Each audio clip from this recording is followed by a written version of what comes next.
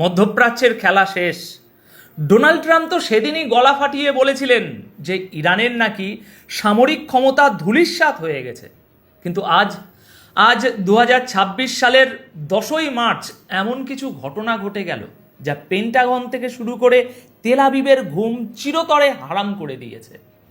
রাতের অন্ধকারে এমন এক আগ্নেয়গিরি ফেটেছে যার লাভায় পুড়ছে খোদ আমেরিকার অহংকার।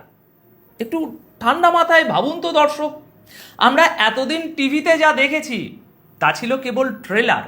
আসল সিনেমা তো শুরু হলো গত রাতে। অপারেশন ট্রু প্রমিস 4-এর 33তম ঢেউয়ে ইরান এমন এক ধ্বংসলীলা চালিয়েছে যা আধুনিক যুদ্ধবিদ্যার সমস্ত হিসেব নিকেশ উল্টে দিয়েছে। আজকের ভিডিওতে কোনো ফালতু কথা হবে না, একদম cut to cut, point to point আলোচনা করব 4টি বড় ব্রেকিং নিয়ে, যা এই মুহূর্তে পুরো দুনিয়ার জিওপলিটিক্সকে কাঁপিয়ে দিচ্ছে। আজকের প্রথম বড় ব্রেকিং, ইসরায়েলের বুকে 1 টন ওজনের খাইবার মিসাইলের বৃষ্টি এবং আয়রন ডোমের শোচনীয় ব্যর্থতা। আজকের দ্বিতীয় ব্রেকিং, কুয়েতে অবস্থিত আমেরিকার অতি গোপন হেলিকপ্টার বেসে ইরানের হাইব্রিড হামলা। তৃতীয় ব্রেকিং, আমেরিকার একটা বোকামিতে কিভাবে ফাঁস হয়ে গেল আরব দেশগুলোর ডাবল গেম এবং ইরানের সরাসরি আল্টিমেটাম। এবং চতুর্থ ব্রেকিং, ইসরায়েলের কমিউনিকেশনের হৃৎপিণ্ড ধ্বংস, কিভাবে পুরো ইসরায়েলকে অন্ধ ও বধির করে দিল ইরান। দর্শক, সিট বেল্ট একটু বেঁধে নিন, কারণ আজকের এই বিশ্লেষণ শোনার পর মধ্যপ্রাচ্য নিয়ে আপনার দেখার দৃষ্টিভঙ্গি পুরোপুরি বদলে যাবে।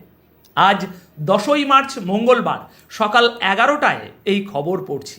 তাহলে আসুন শুরু করি আজকের প্রথম বড় ব্রেকিং দিয়ে। তেল আবিবের বুকে 1 টনের ওয়ারহেড সমন্বিত মিসাইলের আঘাত। দেখুন, যুদ্ধ একটা দাবা খেলার মতো। এখানে কেউ যখন একটা চাল দেয়, অন্য পক্ষ তখন 2 কদম সামনে চাল ভাবে। গতকাল 9ই মার্চের মধ্যরাতে ইরান তাদের খাইবার শোকেন ব্যালিস্টিক মিসাইলের যে 33তম ঢেউ ছেড়েছে, আর সেটা আছড়ে পড়েছে যে ইসরায়েলের বুকে, এটা কোনো সাধারণ হামলা ছিল না। এগুলো ছিল 1 টন, হ্যাঁ দর্শক ঠিক শুনছেন, 1000 কেজি বিস্ফোরক ঠাসা একটা দানব। এতদিন ইসরায়েলের সবচেয়ে বড় অহংকার কি ছিল? তাদের এয়ার ডিফেন্স সিস্টেম, আয়রন ডোম, ডেভিড সিলিং এবং অ্যারো সিস্টেম। পশ্চিমা মিডিয়া আমাদের গিলিয়েছিল যে এগুলো নাকি অভেদ্য, কিন্তু গত রাতের সোশ্যাল মিডিয়ার ফুটেজগুলো যদি আপনি দেখেন, আপনি শিউরে উঠবেন। রাতের আকাশ চিরে যখন ডজন ডজন ইরানি মিসাইল তেল আবিবের দিকে ধেয়ে আসছিল, তখন ইসরায়েলি ইন্টারসেপ্টারগুলো রীতিমতো হাঁপাচ্ছিল। আচ্ছা, এর পিছনের বিজ্ঞানটা একটু সহজ করে বলি। ইরান খুব চতুরতার সাথে সোয়াম ট্যাকটিক্স বা বলা ভালো পাল ধরে আক্রমণ করার কৌশল নিয়েছে। তারা একসঙ্গে এত বেশি মিসাইল ফায়ার করেছে যে ইসরায়েলের র্যাডার এবং ইন্টারসেপ্টারগুলো ওভারলোডেড হয়ে গেছে। একটা সিস্টেম একই সাথে কটা টার্গেট লক করবে? 10টা, 20টা। কিন্তু যখন 100টা মিসাইল একসাথে আসে, তখন ডিফেন্স সিস্টেম কাজ করা বন্ধ করে দেয়। আর আইআরজিসির অ্যারোস্পেস ফোর্সের কমান্ডার মাজিদ মুসাবির ঘোষণাটা শুনেছেন? তিনি গতকাল সন্ধ্যায় পরিষ্কার বলে দিয়েছেন, এখন থেকে ইসরায়েলের দিকে ধেয়ে যাওয়া প্রতিটি মিসাইলের মাথায় অন্তত 1 টন বারুদ থাকবে। একটু ঠান্ডা মাথায় ভাবুন তো দর্শক, এর মানে কি? এর মানে হলো মাঝ আকাশে ওই মিসাইলকে আটকে দিয়ে ধ্বংসও করে দেয়, তবুও ওই 1 টন বারুদের ধ্বংসাবশেষ আর স্প্লিন্টার যখন নিচে তেল আবিবের আবাসিক এলাকা বা সামরিক ঘাঁটির উপর পড়বে, তখন এমনিতেই কয়েকটা ব্লক মাটির সাথে মিশে যাবে। অর্থাৎ মিসাইল হিট করলেও ধ্বংস, ইন্টারসেপ্ট করলেও ধ্বংস। সুতরাং চেকমেট। ডোনাল্ড ট্রাম্প যে দাবি করেছিলেন ইরানের সামরিক মেরুদণ্ড ভেঙে গেছে, এই হামলা তার গালে একটা সপেটে চড়। নূতন সুপ্রিম লিডার মোস্তাফা খামেনির অধীনে ইরান বুঝিয়ে দিল গতকাল রাতে তারা আর ছোটোখাটো খেলা খেলছে না, তারা সরাসরি আর পারের লড়াইতে নেমেছে। প্রিয় দর্শক, এবার দ্বিতীয় খবর, সরাসরি আমেরিকার গায়ে হাত। দেখুন, আমরা সবাই জানি মধ্যপ্রাচ্যে আমেরিকার ক্ষমতার মূল উৎস হলো গালফ বা উপসাগরীয় দেশগুলোতে ওই যে ছড়িয়ে ছিটিয়ে আছে তাদের মিলিটারি বেসগুলো, সেগুলো। কিন্তু গতকাল 9ই মার্চের রাতে কুয়েতে অবস্থিত আমেরিকার আল উদাইরি হেলিকপ্টার বেসে যা ঘটেছে তা পেন্টাগনের ইতিহাসে একটা কালো দাগ হয়ে থাকবে। ইরানের নেভি, যারা কিনা এতদিন শুধু সমুদ্রে সীমাবদ্ধ ছিল বলে সবাই জানতো, তারা প্রমাণ করে দিল যে ডাঙাতেও তারা কতটা ভয়ঙ্কর। তারা কুয়েতের এই আমেরিকান বেসে গতকাল 9ই মার্চের রাতে একটা নিখুঁত হাইব্রিড অ্যাটাক করেছে। হাইব্রিড অ্যাটাক মানে কি?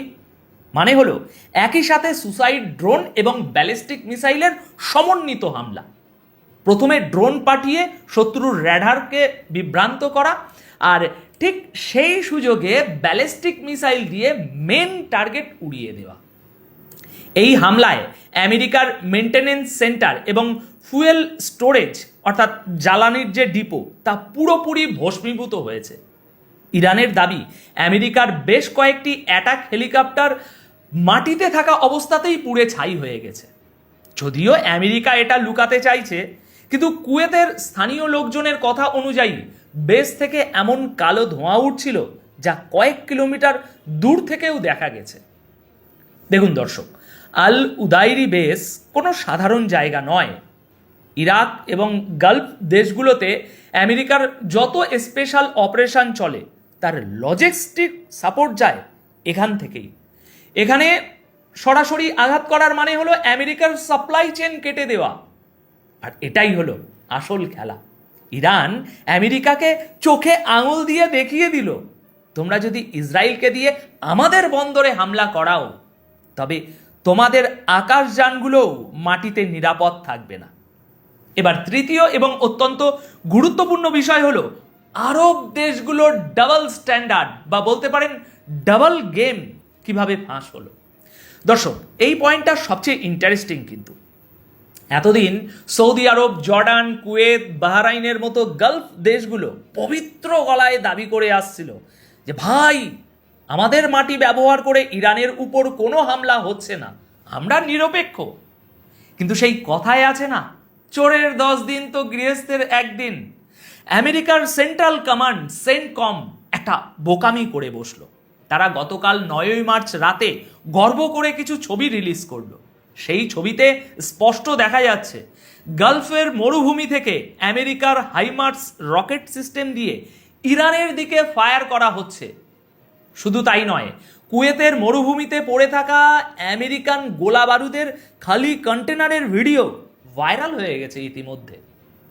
আর যায় কোথায়? এই ছবি আর ভিডিও সামনে আসতেই আরব দেশগুলোর রাজনীতির মাঠে আগুন লেগে গেছে। আর ইরান সাথে সাথে এর ফায়দা তুলেছে। ইরানের পররাষ্ট্রমন্ত্রী আব্বাস আরাগাজি রীতিমতো সেন্টকমকে ধন্যবাদ জানিয়ে একটা টুইট করেছেন। তিনি বলেছেন, ধন্যবাদ আমেরিকা, তোমরাই প্রমাণ করে দিলে যে প্রতিবেশী আরব দেশগুলোর মাটি ব্যবহার করে আমাদের উপর হামলা হচ্ছে।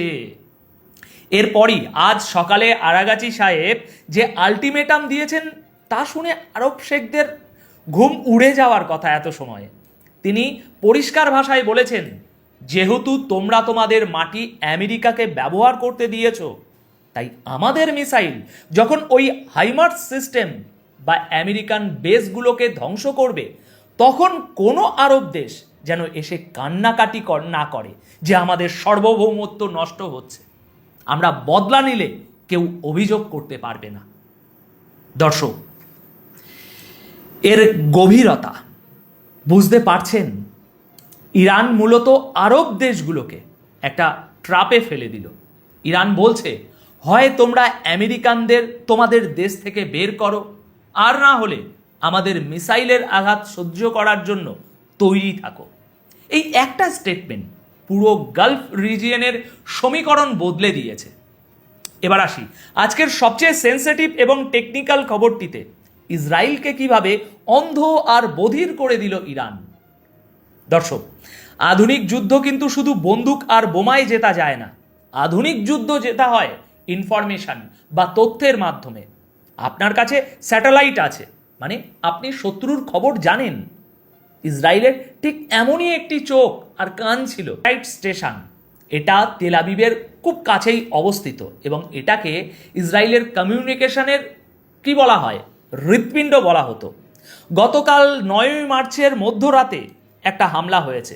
সেই হামলায় কি হলো? ইরানের নিখুঁত মিসাইল স্ট্রাইকে এই পুরো স্টেশনটি আক্ষরিক অর্থেই ধুলোয় মিশে গেছে। আমি আবার বলছি, ধুলোয় মিশে গেছে। স্যাটেলাইট ইমেজারি যদি দেখেন, হামলার আগে আর পরের ছবির মধ্যে আকাশ পাতাল তফাৎ। ইসরায়েলের যত গুপ্তচর স্যাটেলাইট আছে, সেই স্যাটেলাইটগুলো মহাশূন্য থেকে ছবি তুলে এই স্টেশনেই পাঠাতো।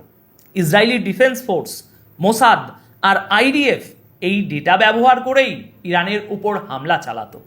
এখন এই স্টেশন ধ্বংস হওয়ার রেজাল্ট কি? পুরো ইসরায়েলে রীতিমতো মিলিটারি কমিউনিকেশনে বিশাল ব্ল্যাকআউট তৈরি হয়েছে। একটু ঠান্ডা মাথায় ভাবুন তো দর্শক, আপনার কাছে পৃথিবীর সেরা যুদ্ধবিমান আছে, কিন্তু সেগুলোকে গাইডেড করার মতো জিপিএস বা স্যাটেলাইট সিগন্যাল নেই। আপনার অবস্থা তো সেই অন্ধবীরের মতো, যার হাতে তলোয়ার আছে কিন্তু শত্রু কোথায় সেটা সে দেখতে পাচ্ছে না। বেঞ্জামিন নেতানিয়াহু এবং ট্রাম্পের জন্য এর চেয়ে বড় ইন্টেলিজেন্স ফেলিয়ার আর কিছু হতে পারে না। দর্শক, আমরা একদম ভিডিও শেষ পর্যায়ে চলে এসেছি। এতক্ষণ যে ঘটনাগুলো আপনাদের সামনে একে একে আমি তুলে ধরলাম, এগুলো শুধু কিছু বিচ্ছিন্ন বোমা ফাটার খবর নয়। এগুলো হলো জিওপলিটিক্যাল টেকটনিক প্লেট সরে যাওয়ার ভয়ঙ্কর আওয়াজ। ইরানের খতম আল আম্বিয়া সেন্ট্রাল হেডকোয়ার্টারের chief major general Abdollahi America এবং ইসরায়েলকে একটা চরম সত্য স্মরণ করিয়ে দিয়েছেন। গতকাল সন্ধ্যায় তিনি বলেছেন, তোমরা মিস ক্যালকুলেশন বা ভুল হিসাব করছো। আমাদের মিসাইলের সংখ্যা তোমাদের কল্পনার চেয়েও অনেক অনেক বেশি। আর এর প্রমাণ তোমরা রণক্ষেত্রে আমাদের মিসাইল গুনতে গুনতে পেয়ে যাবে। কি সুন্দর কথা, তাই না দর্শক? তিনি বুঝিয়ে দিয়েছেন যে ইরান এখন আর ভয় দেখিয়ে চুপ করে থাকার পাত্র নয়। তারা লম্বা এবং ক্লান্তিকর একটি যুদ্ধের জন্য পুরোপুরি প্রস্তুত। হ্যাঁ, আমি এটা অস্বীকার করছি না যে এই যুদ্ধে ইরানেরও ক্ষতি হচ্ছে না, কোনো কিছু। ইরানেরও ক্ষতি হচ্ছে। ইসরায়েল বা আমেরিকা দুই সুপার পাওয়ার হাত গুটিয়ে মোটেই বসে নেই, তারাও হামলা করছে। এবং আগামী দিনে হয়তো আমরা ইরানে এর থেকেও বেশি ধ্বংসলীলার খবর পাবো।